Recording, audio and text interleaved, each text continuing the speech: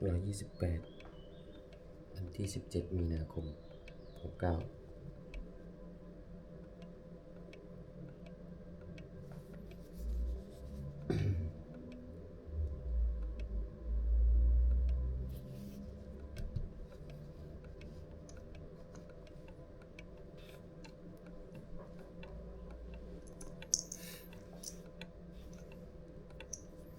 บัดนี้เป็นครั้งที่128วันที่17มีนาคม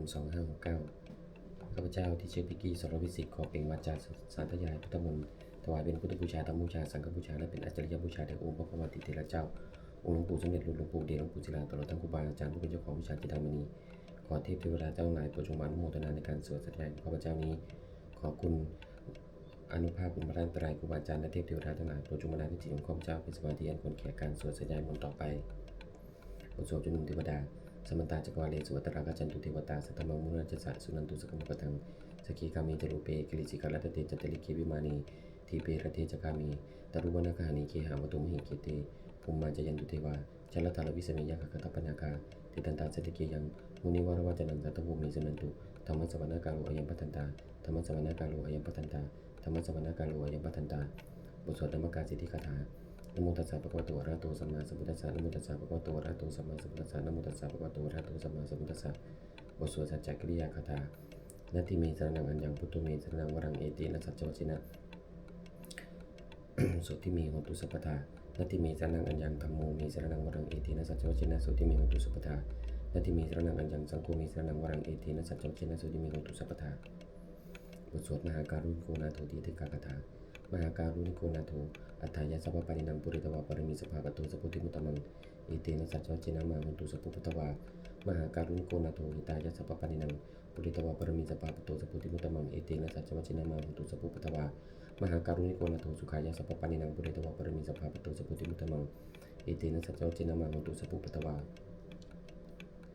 บทสวดมหาสมัยสูตรเอวามิสุตังกีกันสมัยยังภควาสกิสุวิหรติกปิลวัตุสมิงมหาวณีมหาตาภิกขุสเกนะสติงปัจจมเตหิภิกขุสติงสปิหิวะอรหันเตหิตัสสะหิโลกธาตุเทวตาเยปุเยนะสนิปติตังติภควันตังทัสสนายภิกขุสังกัจจะอัตโคจตุนังสุทาวัจกายิกานัง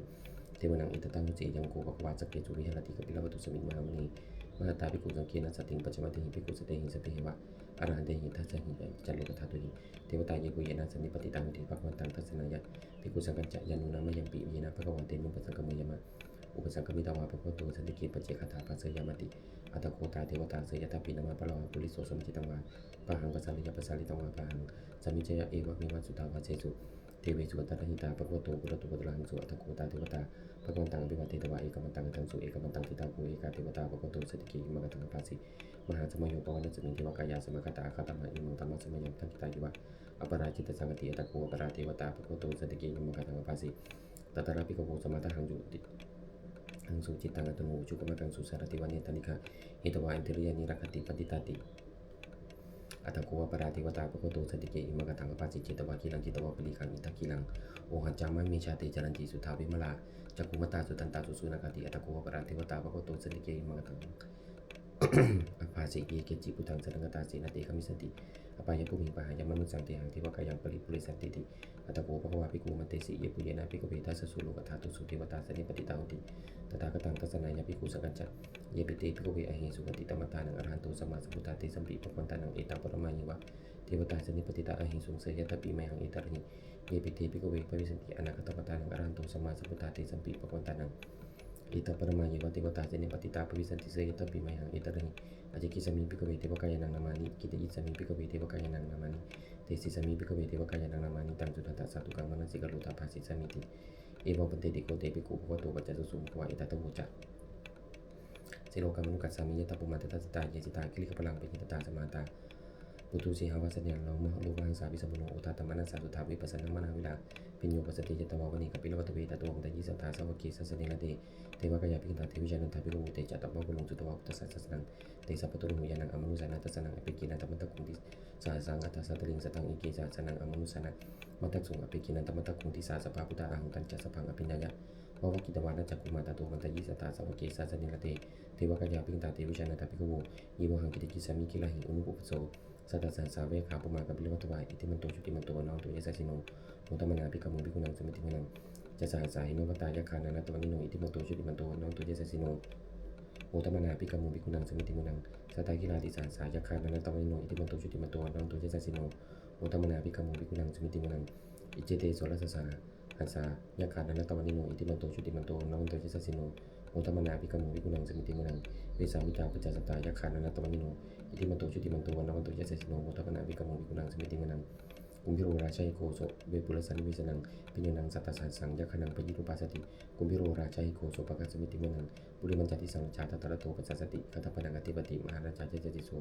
พุทธปิตสัพพะโวอิตนะมามหาพลาอิติมันโตจุติมันโตน้องโตเยสสิโนโมตมนาภิกขมูภิกขุนังสมิติมุนังทักขินันจติสังจารุณโหตปัสสติปะนังอธิปติมหาราชาเจติโสพุทธปิตสัพพะโวอิตนะมามหาพลาอิติมันโตชุติมันโตน้องโตเยสสิโนโมตมนาภิกขมูภิกขุนังสมิติมุนังปัจจิมันจติสังฆาวิรูปโภปัสสตินาคานังอธิปติมหาราชาเจติโสพุทธปิตสัพพะโวอิตนะมามหาพลาอิติมันโตชุติมันโตน้องโตเยสสิโน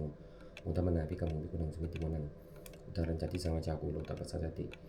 ยะขนังอธิปติมหาราชาเจติโสพุทธปิตสัพพะโวอิตนะมามหาพลาอิติมันโตชุติมันโตน้องโตเยสสิโนโมตมนาภิกขมูภิกขุนังสมิติมุนังปุริมาทิสังตตระโตทักขิเนนะวิรุณโภปจิเมนะวิรูปโภกุวิรูตรังทิสังจัตตาโรเตมหาราชาสมตาจตุโรติสา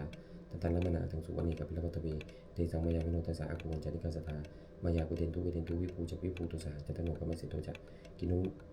มันทุนิมันตุจักปนาโทปมันตุจักเทวสุโตจักวัตติกิตาเจโนจักกันตโพเมโนราชาเจโนสโพอากุวัญจาจิโกยวัตติบลูสุริยวัจสาเอเตจันนิจราจโนคันตภาสาราชุปิโมตมนาภิกขมูภิกขุนังสมิติมุนังอัตตคูนัมปสานาคาวิสาราทัจจกากัมพลสัตระอากูปายาคาสายติปิยามุนาทัตตระตาจะอากูนาคาเจสสิโนเอราวันโนมหานาโกสุปคาสมิติมุนัง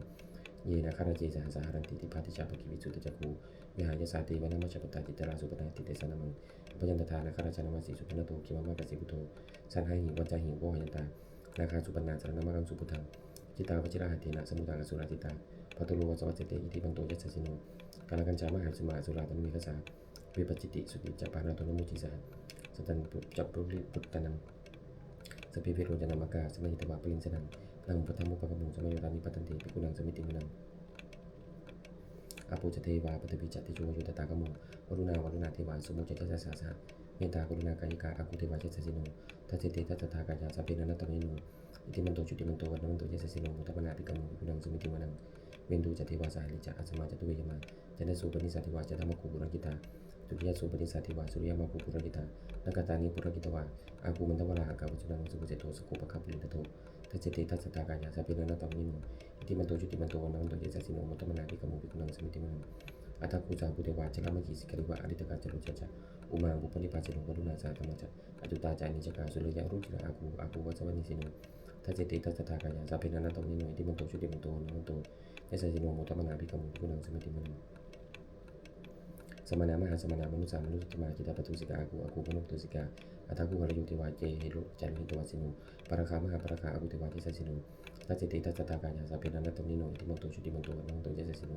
มุตตมนาภิกขมูภิกขุนังสมิติมุนังสุกากรุมหาอรุณาอากูเวคณาสาสะอุทาตคายาปามุขาอากูเทวาวิจักขณาสตามตาหารักจานิสกาจยาสสิโนทนยังอาคาปจุโนโยติสาวิวัสติทัจเจเตทัสตากายาสัพเพนันตมิโนอิติมันโตจุติมันโตวันมันโต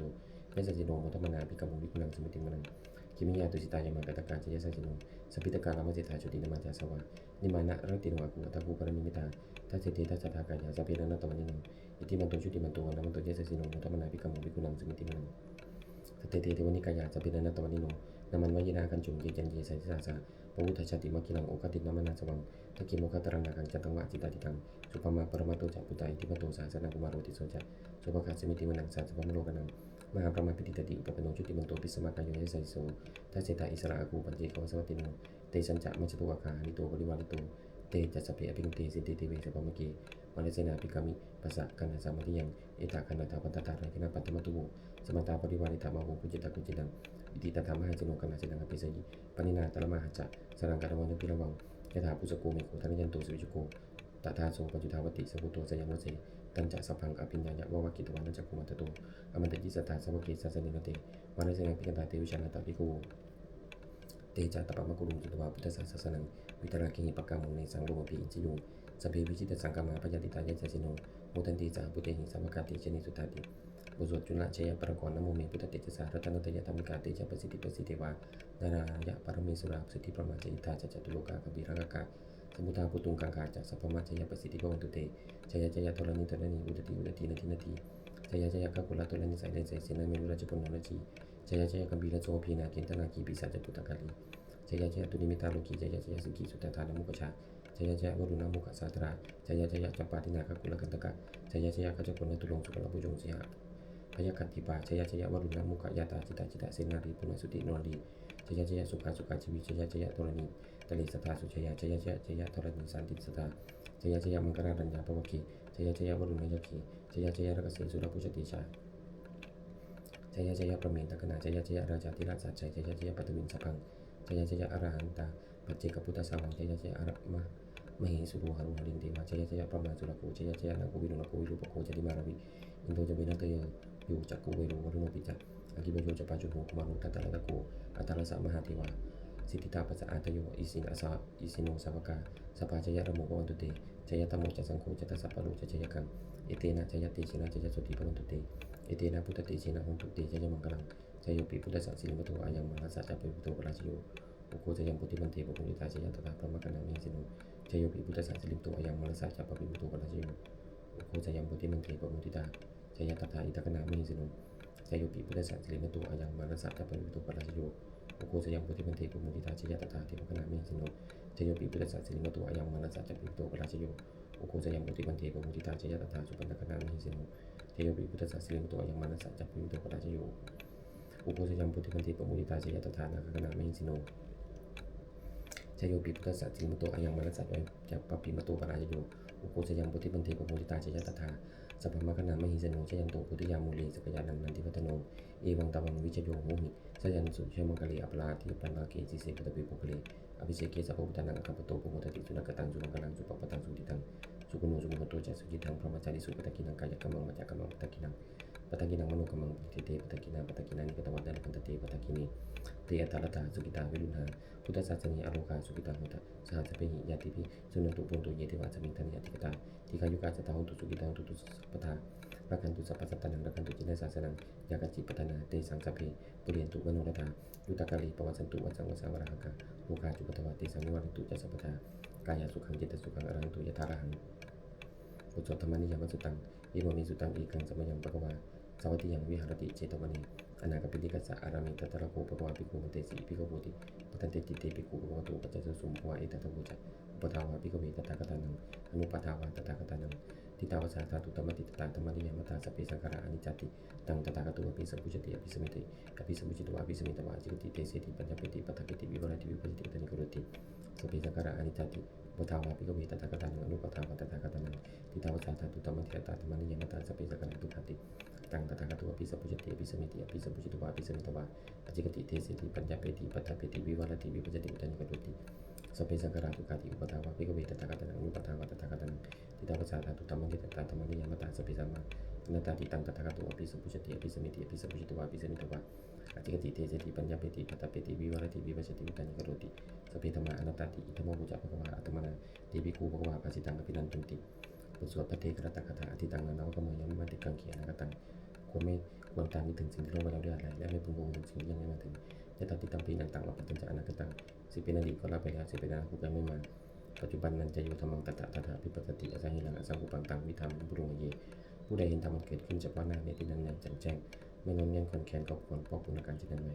อาเจวะกิจมาตมังโกชัญญามรณังสุเวความเพียรเป็นกิจที่ต้องทำวันนี้ใครจะรู้ความตายแม้พรุ่งนี้ในโนสังกัรันเตนะมหาเจเนนะมัจจุนาเพราะการปฏิเพียรต่อมัจจุราชซึ่งมีศีลมั่นก็ไม่มีสนุนเราเอวังวิหาริมาตาปิงกังรัตมัตติตังทังเวปเทกรตุติสโตอาจิกเตมุนีผู้สงบย่อมกล่าวเรียกผู้มีความเพียรอยู่เช่นนั้นไม่เกียจคร้านทั้งกลางวันกลางคืนว่าผู้เป็นอยู่ไม่เป็นนาทีเดียวก็น่าชมบทสวดธรรมะสังเวกปัจจเวคณะสพเพสังขาราอนิจจาสังขารคือร่างกายจิตใจและรูปธรรมนามธรรมทั้งหมดทั้งสิ้นมันไม่เที่ยงเกิดขึ้นแล้วดับไปมีแล้วหายไปสพเพสังขาราทุกขาสังขารคือร่างกายจิตใจและรูปธรรมนามธรรมทั้งหมดทั้งสิ้นมันเป็นทุกข์ทนยากเพราะเกิดขึ้นแล้วแก่เจ็บตายไปสเพธรรมะอนัตตาสิ่งทั้งหลายทั้งปวงทั้งที่เป็นสังขารและไม่ใช่สังขารทั้งหมดทั้งสิ้นไม่ใช่ตัวไม่ใช่ตนไม่ควรถือว่าของเราเป็นตัวตนของเราทุกวังชีวิตทางชีวิตของยั่งยืนทุกวังมรณังความตายเป็นของยั่งยืนอวสังมายามาริตพังอันเราจะพึงตายเป็นแท้ปรณังปริโยสนังมีชีวิตทางชีวิตของเรามีความตายเป็นที่สุดรอบชีวิตตังมีอนิจจตังชีวิตของเราเป็นของไม่เที่ยงมรณังมีอนิจจตังความตายของเราเป็นของเที่ยงวัฏฏะควรที่จะสังเวชอายังกายโยอจิรังร่างกายนี้ไม่ได้ตั้งอยู่นานอภิตวิญญาณโนการปัสสาวะวิญญาณ ชุนตัวอันเป็นถึงเสียแล้วอธิเสสติจากนองทับปัตวิงซึ่งแผ่นดินกลิงข้างหลังอีวะประดุจดังว่าต้นไม้และต้นฟืนและทางหาประโยชน์ไม่ได้อนิจจาวัฏสังขาราสังขารทั้งหลายไม่เที่ยงหนออุปาทวายตมิโนมีความเกิดขึ้นแล้วมีความเสื่อมไปเป็นธรรมดาอุปจิตวานิรุจันติครั้นเกิดขึ้นแล้วย่อมดับไปเตสังรูปปัจจมูสุโขความเข้าไปสงบระงับสังขารทั้งหลายเป็นสุขอย่างยิ่งสัพเพสัตตามรณติจักสัตว์ทั้งหลายทั้งปวงกำลังตายอยู่มนิสุจักมนิสลีที่ตายแล้วและกำลังจะตายปฏิวหังมนิสามีเราก็จะตายอย่างนั้นเหมือนกันมันที่มีเอตัสสิงสอยู่สมสงสัยในความตายนี้ย่อมไม่มีแก่เราเลยบทสวดเมตตายังกิจิกุสลังกัมมังสเปหิปเตหิกตังปุญญังโนอนุโมทันตุจนตุปุนตุยิเทวะสมิงทเนติกตาติกยุกาสตาตุสุกิตังตุตุกาปุญจตุปัตตาปิตาสุกิตังตุตุกาปุญจตุสัพเพยติกาสุกิตังตุตุกาปุญจตุสัพเพยติกาสุกิตังตุตุกาปุญจตุสัพเพปิสาสัพเพยคาสัพเพปิตาสุกิตังตุตุกาปุญจตุสัพเพอาจริยุปัจจายสุกิตังตุตุกาปุญจตุสัพเพนักขตาสุกิตังตุตุกาปุญจตุสัพเพเทวาสุกิตังตุตุกาปุญจตุสัพเพสมตินังสมิจันตุโวบทสวดบูชาหลวงปู่ทวดนะโมพุทธิสัตโตอคันติมายาอิติภควานะโมพุทธิสัตโตอคันติมายาอิติภควานะโมพุทธิสัตโตอคันติมายาอิติภควาปฏิทานคาถายาเทวตาสันติวิหารวาสินีทุเปกะเรปุติกะเรเตยิงเตยิงตาธรรมทานินะพระองค์ตุกุจิตาสุติงกโรเตทาวิหารมันทะเลเทราจมัจจานวกาจิปิกโวสารามิกาธนปฏิอุปัสสกากามาจติสานิกามาจิสราสัปปานพุตตาสุกิตาพระองค์ตุเตชลาพุชาเยปิจันตสัพพวาสังเสตชะตาตะโวปปติกาวิญญาณิกังธรรมวังปฏิยเตสัพเพปิตุกสักกะโรตุสังขยังอตุจิรังสัตตังตโมธรรมตราจิปุกราสังโฆโหตุสมะโควะปัจจายะเจหิตายะจะอัมเหระกตุสัตตโมสัพเพปิธรรมจาริโนปุติงสัพพปุณยมะธรรมเมอริยปวิติเตศาสนาโหตุสัพเพปิปานิโนพุทธศาสนีสัมมาทารังปุริจันตุกะเลติภูปวัสตุพุทธิภาวายะสัตตันังสมิทังเนตุมิตนิปัตตาปิตาจันตระจังนิจังรักันติปตะกังเอวังตามินาราชโนปชังรักันตุสัพพทาเทวตาวิโชนะคาถาทุกขปตาจนิทุกขาพยาปตาจนิพยาสงขปตาจนิสุขังตุสัพเพปิปานิโนอิตาวตาจัมหิสัพพตังปุญญสัมปตังสัพเพเทวานุโมทันตุสัพพะสัมปติสิริยาทานังตันตุสัทธายาสีลังรักันตุสัพพทาภาวนาพิรตาหันตุกัจจตุเทวตากตาสุมังกลังหันตุสัพพังสุมังกลังรักันตุสัพพเทวตาสัพพะพุทธานุภาเวนะสุติหันตุนินันตลังหันตุสัพพังสุมังกลังรักันตุสัพพเทวตาสัพพธรรมานุภาเวนะสุติหันตุนินันตลังหันตุสัพพังสุมังกลังรักันตุสัพพเทวตาสัพพสังฆานุภาเวนะสุติหันตุนินันตลังสัพเพพุทธาปรปัตตาปจิกันนันติยังพลังอรันตนันติชนะละคุมตามสัพพโสสัพเพพุทธาปรปัตตาปจิกันนันติยังพลังอรันตนันติชนะละคุมตามสัพพโสสัพเพพุทธาปรปัตตาปจิกันนันติยังพลังอรันตนันติชนะละคุมตามสัพพโสสัพเพพุทธาปรปัตตาปจิกันนันติยังพลังอรันตนันติชนะละคุมตามสัพพโสสัพเพพุทธาปรปัตตาปจิกันนันติยังพลังอรันตนันติชนะละคุมตามสัพพโสสัพเพพุทธาปรปัตตาปจิกันนันติยังพลังอรันตนันติชนะละคุมตามสัพพโสสัพเพพุทธาปรปัตตาปจิกันนันติยังพลังอรันตนันติชนะละคุมตามสัพพโส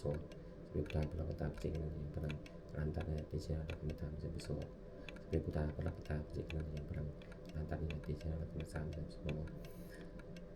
สัพเพพุทธาปรปัตตาปจิกันนันติยังพลังอรันตนันติชนะละคุมตามสัพพโสด้วยอำนาจแห่งกุศลนี้ข้าพเจ้าได้สวดตรยาพุทธมนต์นี้ข้าพเจ้าขอน้อมเกล้าที่ถวายเป็นพระกุศลในสมเด็จพระนางเจ้าสิริกิติ์พระบรมราชินีนาถพระบรมราชินีพันปีหลวงผู้เสด็จสู่สวรรคาลัยขอที่ทรงแห่งกุศลนี้จงเป็นสรรพสิ่งมงคลแก่ข้าพเจ้าให้แคล้วคลาดปลอดภัยจากทุกโศกโรคภัยทั้งปวงให้มีแหล่งรายได้สุขมั่นคงเป็นสัมมาอาชีพเป็นชอบธรรมของพระผู้มีพระภาคจงประทานให้มีข้าพเจ้าและข้าพเจ้ามีธรรมะที่ตั้งมั่นในพระธรรมคำสอนของพระสัมมาสัมพุทธเจ้าดำรงอยู่ในความงามตลอดกาลนานมีทั้งความเทพเทวดาทั้งหลายผู้ได้มุตนาสาธุการในกุศลนี้ผู้ปฏิบัติศาสตร์พรน้อมส่งและพระมงคลไปสู่อนุคุณพระบิดายอดเจตติทั้งฝ่ายในและฝ่ายหลังรวมถึงวัตถุมงคลทั้งปวงที่3สิ่งเป็นยาสังเกตได้เปลี่ยนด้วยการปาฏิหาริย์ในทางศักดิ์สิทธิ์อำนวยผลให้เป็นสิ่งมงคลที่ผู้ครองในบูชาทุกการเถิด